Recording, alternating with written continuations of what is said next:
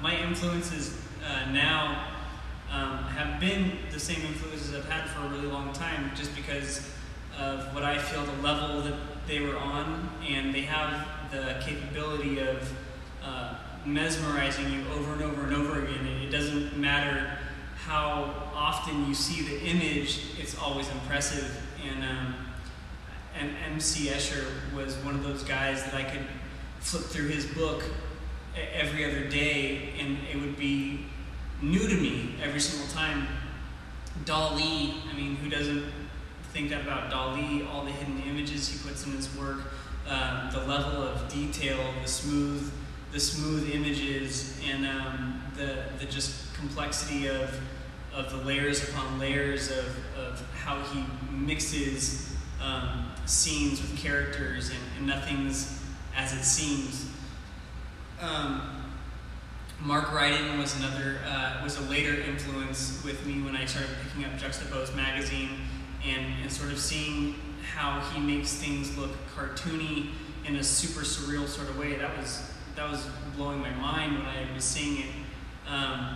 Dalek, he's a graffiti artist. He was another artist that was a huge influence on my color choices, my simple shapes, just the clean lines that he does, and these really neat characters that he just did them because he loves to do them. Mike Giant was another huge influence of mine for his super clean lines and his ability to use minimal color in situations and make the images so bold that you didn't need to go through the hassle of throwing all this detail in. All the detail was in the placement of the lines and the taper of the lines and how thick a line was. There's a local artist by the name of Adrian Lee, who I think was the biggest kick in my butt when I had seen his action-reaction piece. It was a piece he did a number of years ago. I had bought the book after seeing it. It's a book that unfolds to 22 feet long, and it's all one piece. And that was impressive, but what really got me was the time lapse of him painting this over the course of a year. Really put me on another level of dedication, knowing that this artist tattooed during the daytime and whatever else it was that he did, and then he went home and then worked on his personal stuff at night. And that was a level of dedication that I had not experienced and that I still strive to have.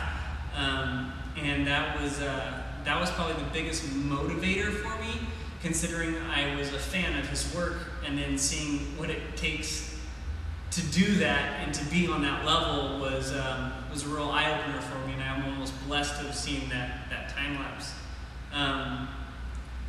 Things that inspire me are nature, are mostly nature. I go out and insects. I've always been super fascinated with insects and deep sea creatures and how they're so alien, and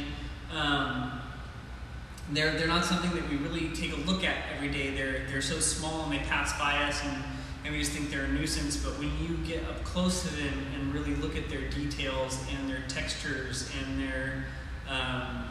their personalities on how they move, it's a whole other world to me. And